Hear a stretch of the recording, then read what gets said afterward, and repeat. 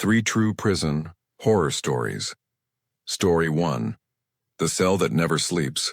I worked as a correctional officer at Coldwater State Penitentiary for 11 years before I finally quit. People always ask me why I left such a stable job with good benefits, and I never tell them the real reason. I just say the stress got to me, which isn't entirely a lie. But the truth is so much worse than stress. The truth is that some cells in that prison should have been sealed shut decades ago. It started in the winter of 2019. I was assigned to D Block, the oldest section of the prison, built back in 1903.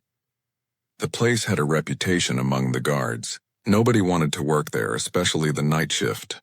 The cell block had this smell that never went away, like rotting meat mixed with something chemical. The warden said it was just old pipes and poor ventilation, but I knew better. Places hold on to things, memories maybe, or something darker. Cell D7 had been empty for 3 months when they assigned a new inmate to it. His name was Marcus Webb, serving 20 years for armed robbery. Marcus was a big guy, probably 6'4", covered in tattoos, the kind of prisoner who made even experienced guards nervous. But when I walked him to D7 that first night, I saw something in his eyes I didn't expect. Fear. "I ain't staying in there," he said, stopping dead in the hallway. "You don't have a choice," I told him. "Man, I'm telling you, something's wrong with that cell. I can feel it from here." I'd heard inmates try every excuse to get cell reassignments, so I didn't think much of it.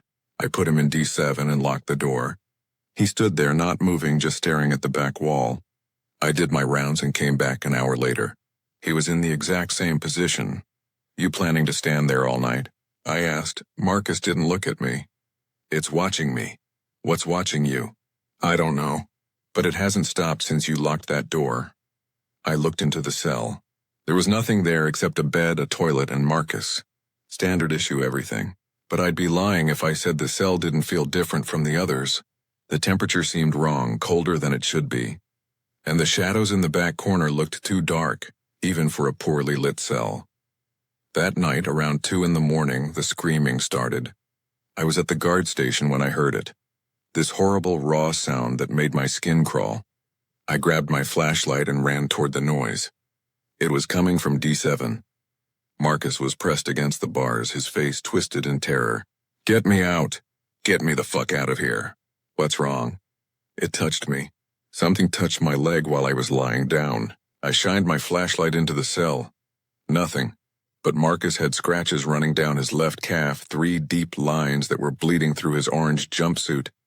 "Did you do that to yourself?" I asked. "How the hell would I scratch my own leg like that? I'm telling you, something grabbed me." I called the medical unit and they took Marcus to get checked out. The nurse said the scratches looked like they came from fingernails, but there was no way Marcus could have reached that part of his leg at that angle. They put him in observation for the night. The next morning, the warden asked me about the incident. I told him what happened and he just shook his head. "That's the 3rd inmate this year who's had problems with D7. 3rd? Nobody told me about the others. The first guy said he heard whispering all night. The second one swore someone was standing over his bed watching him sleep. We moved them both. Figured they were just trying to manipulate their way to a better cell. What if they weren't lying?" The warden gave me a hard look. "You've been watching too many ghost shows. It's a cell. 4 walls and bars. Nothing more, but it was more." I knew it, and deep down I think he knew it too. They moved Marcus to a different block and D7 stayed empty for a week. Then budget cuts came down from the state. The prison was overcrowded and every cell needed to be filled. They assigned a new inmate to D7, a younger guy named Tommy Chen, in for drug possession. I pulled the assignment sheet and saw Tommy was going to D7. I went straight to the warden's office. "You can't put someone in that cell," I said. "Why not?" "Because something's wrong with it. You said it yourself, 3 inmates have had problems there. And now we have a 4th inmate who needs a cell. D7 is available." End of discussion. I walked Tommy to the cell that afternoon. He was nervous like most new inmates, but he didn't resist. I locked him in and did my rounds. When I came back an hour later, Tommy was sitting on his bed staring at the wall. "You okay?" I asked. "Do you hear that?" He said quietly. "Hear what?" "That humming sound.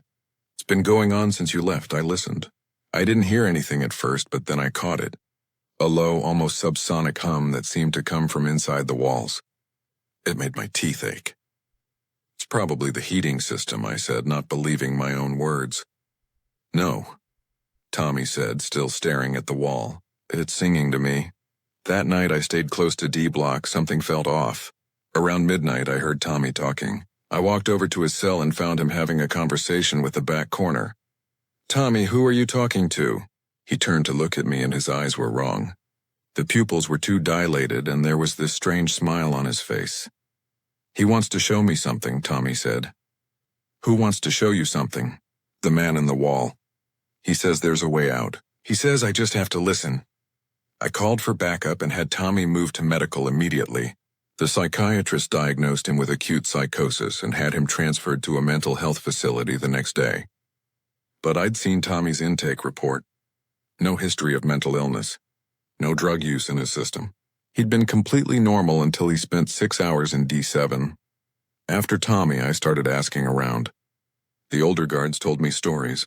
Back in 1967, an inmate had killed himself in D7. He'd torn strips from his bedsheet, braided them into a rope, and hanged himself from the light fixture. His name was Earl Patterson, and he'd been in solitary confinement for attacking another inmate. But that wasn't the end of it. In 1982, a guard had a breakdown while doing night rounds in D Block. He claimed Earl Patterson's ghost had appeared in D7, standing in the corner watching him. The guard quit the next day and was later admitted to a psychiatric hospital. In 1995, another inmate in D7 tried to claw through the back wall with his bare hands. He said someone on the other side was calling his name. They found him with his fingernails torn off, blood all over the concrete. He said a man named Earl told him there was a door in the wall, a way to escape, but he just had to dig deep enough. I started having nightmares. Every night I'd dream about D7. In the dreams I was locked inside and Earl Patterson was standing in the corner watching me. He never moved, never spoke, just watched with these hollow eyes that seemed to pull at something deep inside my chest. I requested a transfer to a different block, but the warden denied it. We were short-staffed and he needed experienced officers in D Block, so I kept working there, kept walking past D7 every night, and kept feeling those hollow eyes watching me through the darkness. The final incident happened on a Tuesday night in March. They'd assigned another inmate to D7, a middle-aged man named Robert Cross. Robert was different from the others. He was quiet, educated, serving time for white-collar crime. He didn't cause trouble and mostly kept to himself. I was doing my 3 a.m. rounds when I heard the noise. Not screaming this time. Laughter. Deep, echoing laughter that didn't sound quite human. It was coming from D7. I ran to the cell and stopped dead. Robert was floating 3 feet above his bed. His body was rigid, arms at his sides, and that horrible laughter was coming from his mouth, but his lips weren't moving. The lights in the cell were flickering and the temperature had dropped so low I could see my breath. Then Robert's head turned to look at me. His eyes were completely black. "He's been waiting," Robert said in a voice that wasn't his own. "Waiting so long in the walls. Waiting for someone to let him out." I couldn't move. I couldn't breathe. I just stood there watching as Robert slowly rotated in the air like he was on an invisible spit. "The door is opening," the voice said through Robert's mouth. "After all these years, the door is finally opening." Then Robert dropped. He hit the bed hard and the lights stopped flickering. The temperature returned to normal. Robert sat up, gasping, with no memory of what had just happened. I called it in immediately. EMTs came and took Robert away. I gave my statement to the warden, though I left out the parts I knew he wouldn't believe. But I knew what I'd seen. Earl Patterson wasn't just haunting that cell. He was trying to come back through it. I quit the next morning. 11 years of service, and I walked away without looking back. I heard later that they finally sealed D7, claimed it was due to structural damage. They welded the door shut and put a concrete wall in front of it. But sometimes late at night I still dream about that cell. And in those dreams I hear Earl Patterson's voice echoing through the walls, saying the same thing over and over. "The door is opening. The door is opening. The door is opening." I don't know if they sealed it in time. I don't know if Earl is still trapped in there, or if he finally found his way out. And honestly, I'm terrified to find out, because if he did get out, if he did find that door he'd been searching for all these years, then somewhere out there, Earl Patterson is walking free. And he's been waiting a very long time to make someone pay for what happened to him in that cell. Story 2. The Night Shift in Isolation. My name is Sarah Chen, and I used to work as a psychiatric nurse at Northridge Correctional Facility. It's a maximum security prison with a special wing for inmates with severe mental health issues.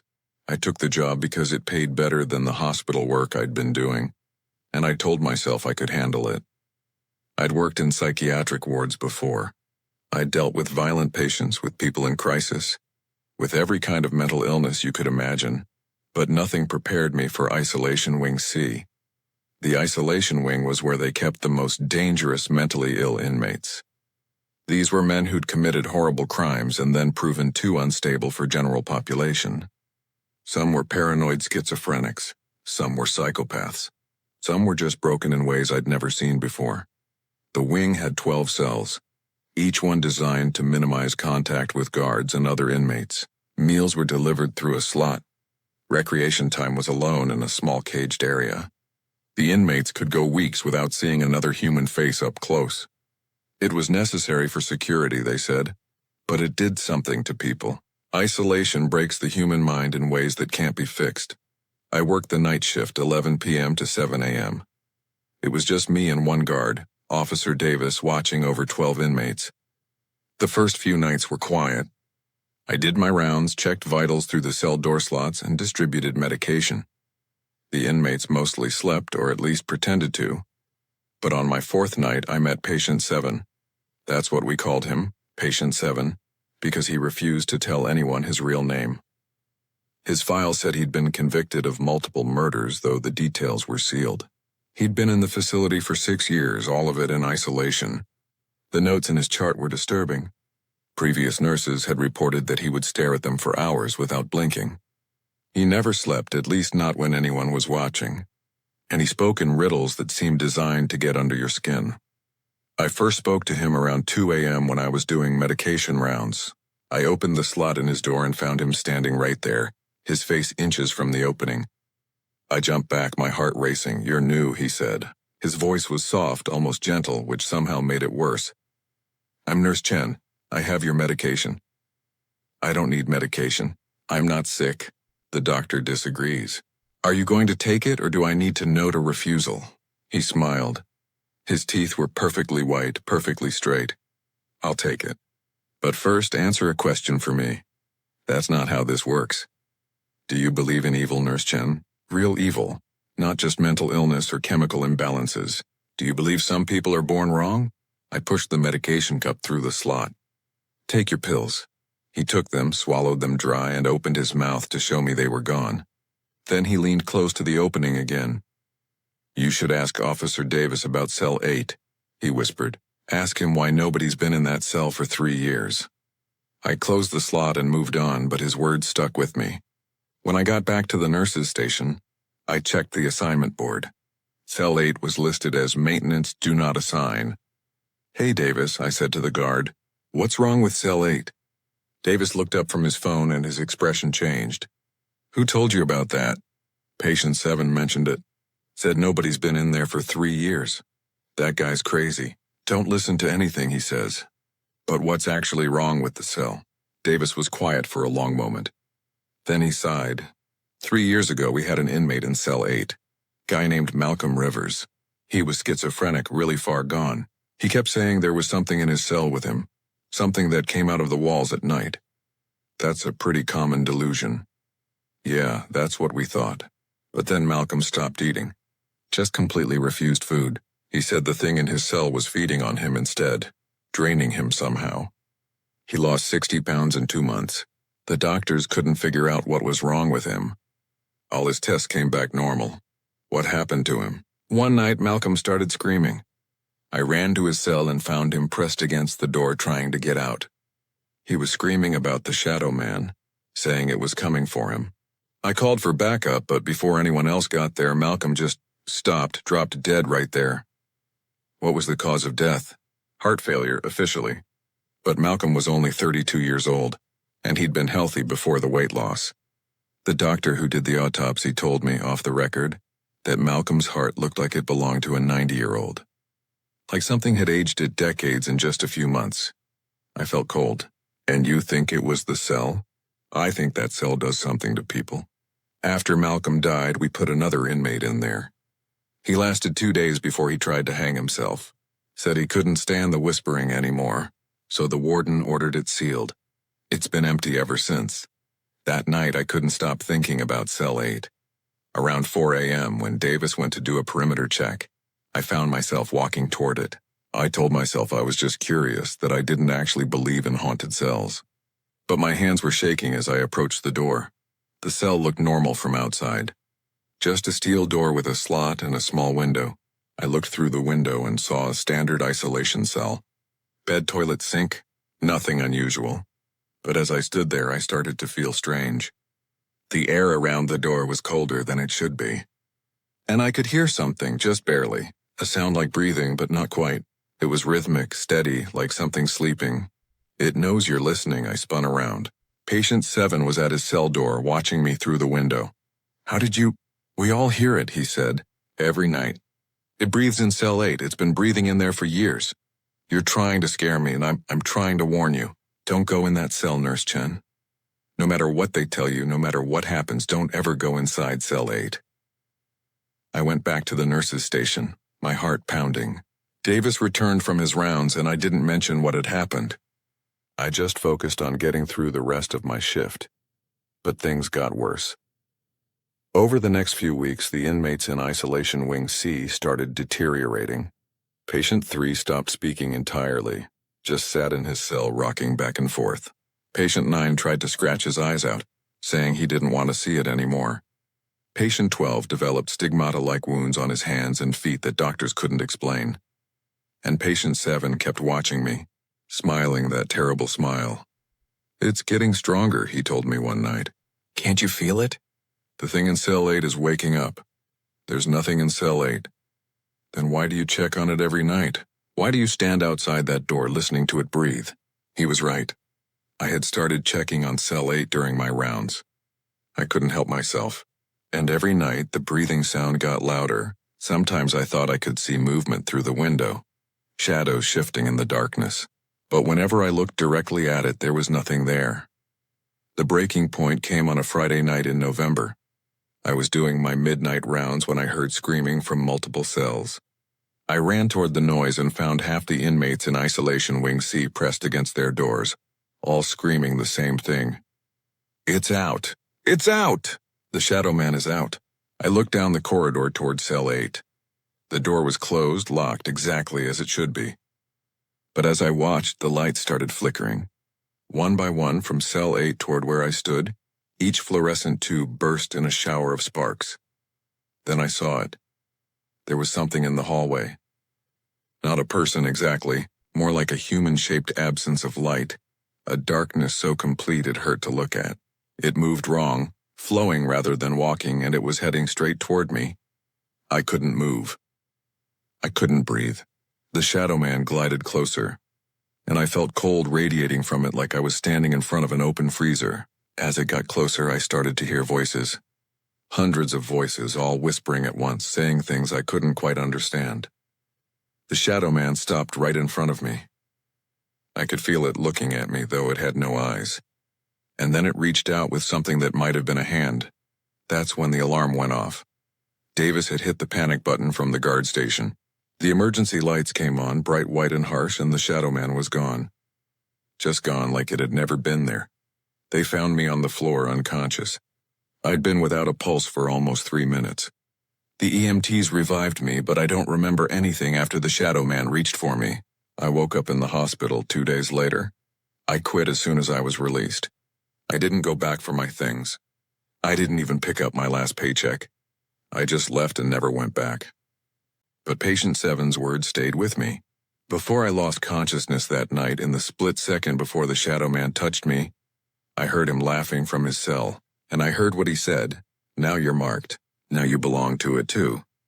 That was 6 months ago, and he was right. I am marked. Every night at exactly 3 a.m., I wake up to the sound of breathing. That same rhythmic, not quite human breathing from cell 8. Sometimes I see shadows moving in the corner of my bedroom. Sometimes I hear the whispers. I've tried moving. I've tried medication. I've tried everything. But the shadow man found me once, and I think it can always find me now. I think when it touched me that night, it made a connection. And one day when I'm alone in the dark, I think it's going to finish what it started. I'm writing this down as a warning. If you ever work in a prison, if you ever find yourself in an isolation wing, and if you ever find a cell that's been sealed for no good reason, don't ask questions, don't investigate, and whatever you do, don't let them put you on night shift. Because some things should stay locked up. Some things should never be disturbed. And the worst part is, I don't think the Shadow Man was ever an inmate. I think it was something else. Something that found its way into that cell and has been waiting there ever since, feeding on fear and isolation. And now it's had a taste of the outside world. Now it knows there are more people to touch, more souls to mark, and there's nothing I can do to stop it. The breathing gets louder every night. The shadows get darker. And I know with absolute certainty that one night very soon I'm going to wake up and find the Shadow Man standing at the foot of my bed. And this time, there won't be any alarm to save me. Story 3. The whole I'm writing this from a motel room 3 states away from Montana, and I'm still looking over my shoulder every 5 minutes. My name is James Whitmore. And until 3 weeks ago I was a corrections officer at Blackstone Federal Penitentiary. What happened there, what I saw in the disciplinary segregation unit, is the reason I'll never set foot in another prison as long as I live. Blackstone was built in 1947, carved into the side of a mountain in the middle of nowhere. The locals called it the Hole, because of where it was located, in a valley so deep that the sun only hit the prison yard for about 4 hours a day. But that nickname took on a different meaning for those of us who worked there. The Hole was also what we called the disciplinary segregation unit, the worst punishment short of death that an inmate could receive. The hole at Blackstone wasn't like isolation in other prisons. It was literally a hole in the ground, a series of cells carved into the rock beneath the main building. No windows, no natural light, no sound except what came from the cells themselves. Inmates sent to the hole were locked in for 23 hours a day in complete darkness. The only light came when guards opened the door to deliver food or check on the prisoner. I'd been working at Blackstone for 5 years before I got assigned to the hole. Nobody volunteered for that duty. You got sent there as punishment or because you pissed off the wrong supervisor. In my case, I'd filed a complaint about safety violations and suddenly I was on the hole rotation. There were 6 cells in the hole, numbered 1 through 6 going deeper into the rock. Cell 6 was the deepest, the furthest from the entrance, and it had a reputation. Old-timers told stories about Cell 6, how it changed people, how inmates who went in normal came out different.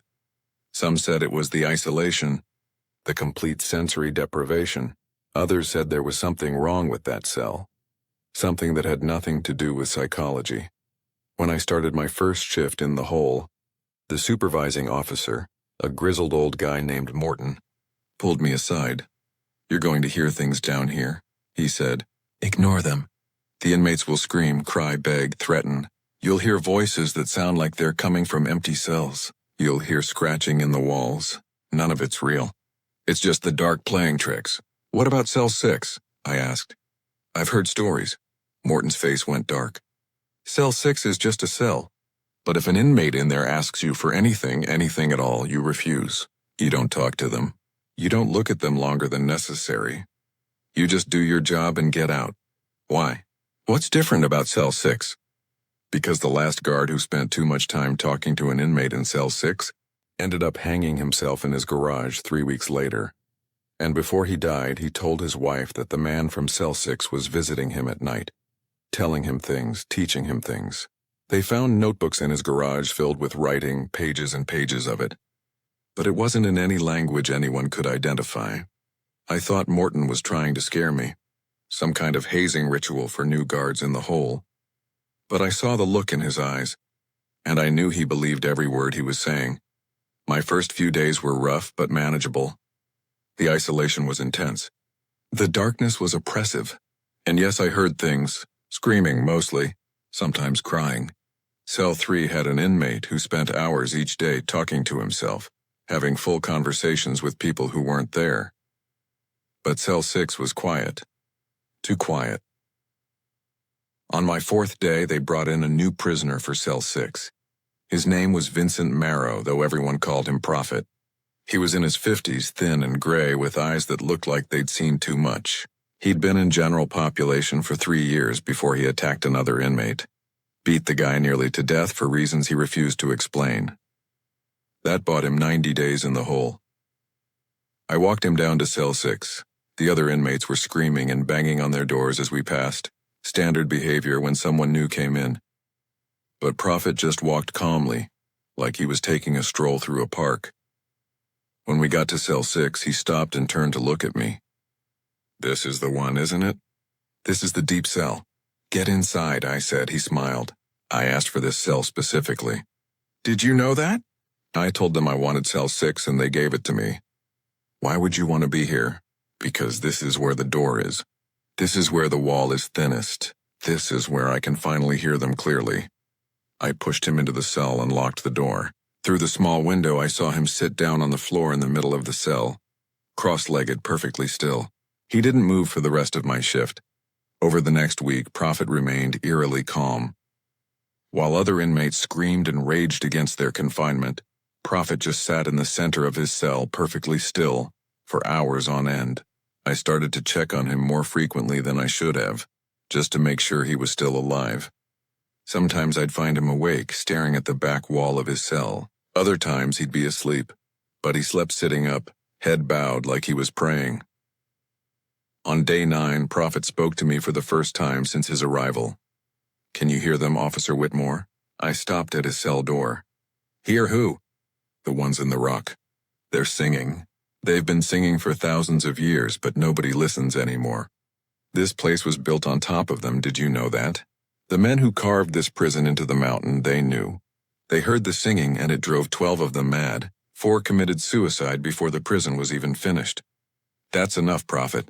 They're under us right now, miles down, in caves that have never seen light, and they're trying to come up. They've been trying for so long, scratching and digging and pushing against the rock. Cell 6 is special because it's directly above them. The wall is thin here. Sometimes, if you put your ear to the floor, you can hear them scratching. I walked away, but his words stayed with me. That night I did something stupid. I went to the prison library and looked up the history of Blackstone. What I found made my blood run cold. Prophet was right. During the construction of the prison in 1946, 4 workers had killed themselves. 3 more were institutionalized for severe psychiatric breakdowns. The official reports blamed the stress of the work and the isolation of the location. But I found an old newspaper article from 1947 that interviewed one of the surviving workers. He claimed they'd broken through into a system of natural caves while excavating for the foundation. The caves went down deep into the mountain, deeper than their equipment could measure. When they sent men down to explore, the men came back changed. They wouldn't talk about what they'd seen or heard in the caves. One of them, a foreman named Dutch Schneider, wrote in his journal that the caves were singing with voices older than mankind, calling up from the deep places where ancient things sleep. The construction company sealed the caves and built the hole directly above them.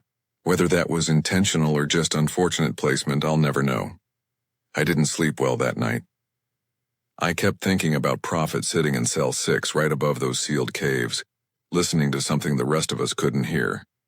When I came back for my next shift, Morton pulled me aside again. "You've been spending too much time at Cell 6, he said.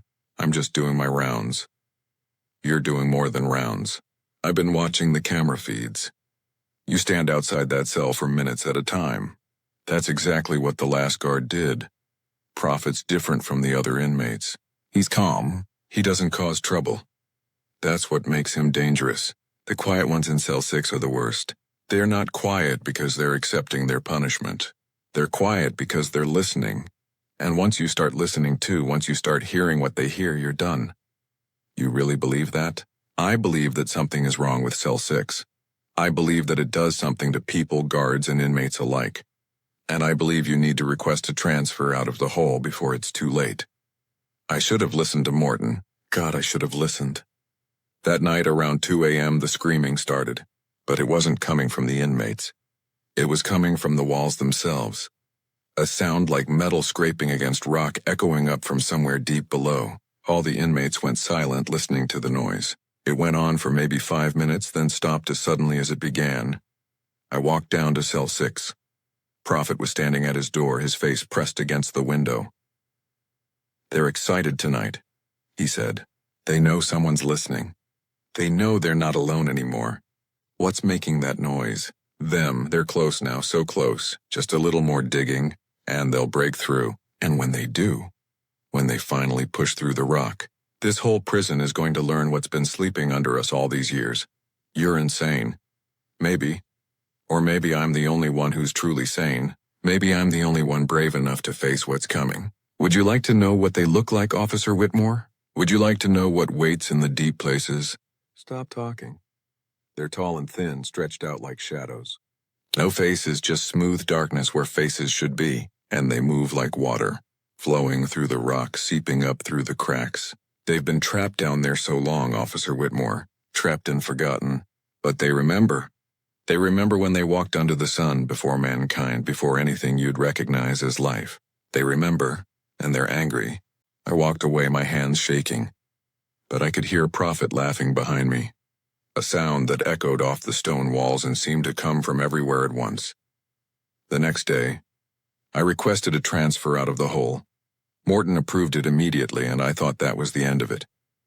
I thought I was done with Cell 6 and Prophet and whatever was happening down there. But 3 nights later I woke up in my apartment to the sound of scratching. It was coming from inside my walls, the same scraping metal sound I'd heard in the hole. I turned on every light in my apartment, but the noise continued. Scratching and digging like something was trying to burrow its way through. Then I saw it. In the corner of my bedroom, near the ceiling, the wall was moving. The paint was bubbling and cracking, and something was pushing through from the other side. Something long and thin and dark. I ran. I grabbed my keys and my wallet and ran out of that apartment. And I didn't stop until I was in my car driving east. I drove for 12 hours straight, stopping only for gas, and I finally collapsed in this motel room. That was 3 weeks ago. I've been moving every few days since then, never staying in one place long, because the scratching follows me. Every night around 2 a.m. I hear it in the walls, and every night, the thing in the corner gets a little closer to breaking through. I called Morton last week to ask about Prophet. He told me that Prophet had been found dead in Cell 6 5 days after I left. He'd carved symbols into the walls with his fingernails, symbols that looked like writing but weren't in any known language. In the center of the cell, he'd scratched a message into the concrete floor. "The door is open. They are rising. Tell Whitmore they're coming for him first." The coroner said Prophet died of dehydration, that he'd simply stopped eating and drinking and let himself die. But Morton told me something else. He said that when they found Prophet's body, it was dried out, like something had drained all the moisture from him, and his face was locked in an expression of absolute terror. Last night I woke up to find someone sitting at the foot of my bed. It was too dark to see clearly, but I could make out a shape. Tall, thin, no face, just smooth darkness. It didn't move. It just sat there watching me with eyes it didn't have, and I could hear it breathing, or something like breathing. A wet, rattling sound that came from somewhere deep inside it. I couldn't move. I couldn't scream. I just lay there frozen while it watched me. After what felt like hours, it stood up, unfolding to an impossible height, and flowed out of my room like water draining away.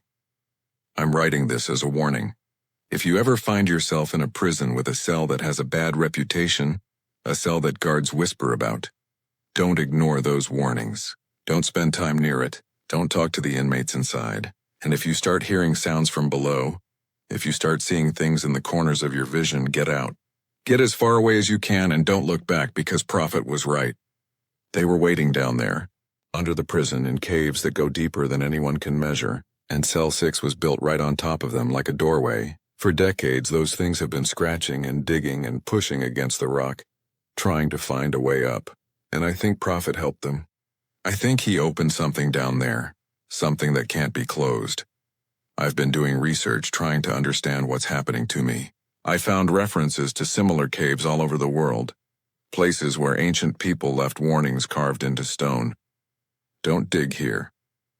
The sleepers must not wake. Seal the deep places. Every culture has stories about things that live underground, things that humanity forgot about or tried to forget. What if those stories are real? What if there are things older than us? Things that existed before we crawled out of the oceans, and what if they're still down there waiting? 2 days ago I made a mistake. I was so exhausted from not sleeping that I passed out in my car at a rest stop. When I woke up it was dark, and there was something on my windshield. Symbols. The same symbols. Prophet had carved into the walls of cell 6. They were drawn in something dark and sticky that I don't want to think about. I drove to the next town and checked into this motel. I've been sitting here for hours trying to figure out what to do. The scratching is getting louder. It's not just in the walls anymore. It's coming from under the floor now, like something is digging up from below. I called Blackstone Prison this morning. The warden answered, and I told him what was happening. There was a long silence on the other end of the line. "Mr. Whitmore," he finally said, "I need you to listen carefully. You're not the first person this has happened to. Over the years, several guards who worked in the hole have reported similar experiences. The scratching, the shadows, the thing in the corner of the room. What happened to them?" Another long pause. 3 of them are dead. Suicide officially, though the circumstances were unusual. 2 more are in psychiatric facilities. They won't talk about what they saw, but they draw those symbols constantly, pages and pages of them. One guard, the one before you, he simply disappeared. His car was found abandoned near the Canadian border. There was blood inside, but no body. What are these things? What did Prophet let out? We don't know. We've had geologists survey the area. The caves under the prison go down at least 3 miles. Maybe more. The equipment can't penetrate that far. We've sealed cell 6 permanently, filled it with concrete, but I don't think it matters anymore. I think whatever was down there is already out. How do I stop this? How do I make them leave me alone? The warden was quiet for so long I thought he'd hung up. Then you can't. Once they've marked you, once they've made contact, they don't stop. Every person who's worked in cell 6 and spent time near it has been marked. It's like they can smell something on you, some connection to that place. I'm sorry, Mr. Whitmore, I truly am, but there's nothing you can do. He hung up before I could respond. I've been sitting here staring at this laptop screen, trying to figure out my next move, but I'm out of options. I'm out of places to run, because I just realized something. The scratching has stopped. For the first time in 3 weeks, I don't hear anything. The silence is somehow worse than the noise. It means they're done digging. It means they're here. I can feel them in this room with me right now. I can't see them yet, but I know they're here. The temperature has dropped. My breath is fogging, and the shadows in the corners of the room are moving, even though there's nothing to cast them. I'm going to post this online before it's too late. Someone needs to know what happened at Blackstone. Someone needs to know about Cell 6 and the things that live in the deep places. Maybe the authorities will investigate. Maybe they'll seal those caves properly. Or maybe, like I suspect, it's already too late. Maybe Prophet was just the first. Maybe those things have been working their way into our world for decades, using cells like Cell 6 as doorways, marking people like me as pathways. The shadows are getting closer now. They're forming shapes tall and thin, exactly like Prophet described. No faces, just smooth, dark surfaces where faces should be. And I can hear them now, not with my ears, but inside my head. They're singing, if you can call it that. It's not music. It's something older than music. A sound that makes my bones ache and my teeth hurt. They're showing me things. Images flooding into my mind. I can see the caves under Blackstone, miles of them, stretching out in every direction. And they're not empty. There are hundreds of these things down there. Thousands, maybe. All of them sleeping in the darkness, waiting for the call to rise. Prophet didn't open just one door. He opened all of them. I can see other prisons now, other places built on top of similar caves. I can see guards and inmates, all of them hearing the scratching, all of them being marked. This isn't just happening to me. This is happening everywhere. All over the country, maybe all over the world. We built our prisons on top of their sleeping places, and now they're waking up. One of them is standing right in front of me now. It's close enough to touch. I can feel cold radiating off it like it's made of ice. It's reaching out toward me with something that looks like a hand but bends in too many places. I understand now. They're not evil, not in any way we'd recognize. They're just hungry. They've been asleep for so long, trapped in the dark for millennia, and now they're awake and starving. They feed on something in us, something Prophet probably had in abundance. Fear, maybe, or despair, or just the energy of conscious thought. And once they've fed, once they've drained someone completely, they can use that person, wear them like a suit, walk around in the daylight world looking for others to mark, to drain, to consume. That's what they want from me. They want to use me. The thing is touching me now. Its hand is on my shoulder and I can feel myself getting colder. Feel something draining out of me like water circling down a sink. My thoughts are getting fuzzy. I can barely type. If you're reading this, if you work in a prison or know someone who does, warn them. Tell them about Cell 6. Tell them about the caves and the things that sleep in the deep places. Tell them not to listen to the scratching. Tell them not to look at the shadows.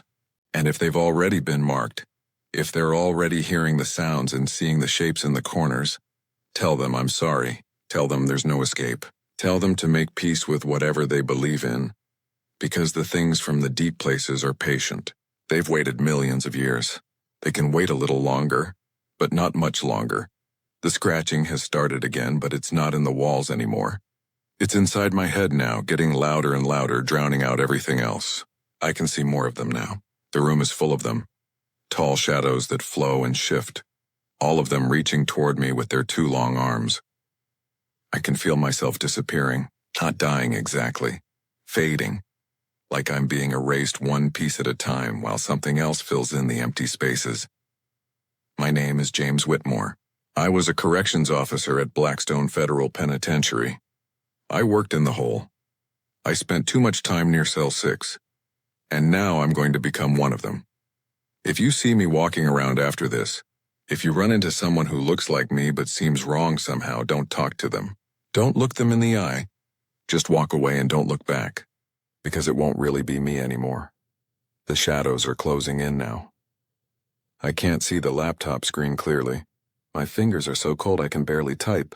This is the last thing I'll write as myself. To anyone reading this, close the cells. Seal the caves. Burn Blackstone to the ground if you have to. Don't let anyone else near Cell 6. Don't let them open any more doors, please. The scratching is so loud now. It's all I can hear, all I am, all I'm becoming. They're here. They're inside me. This account was posted from James Whitmore's laptop, which was found in a motel room in Nebraska 3 days later. The room was empty. The walls were covered in symbols. Local police issued a missing persons report, but James Whitmore has never been found.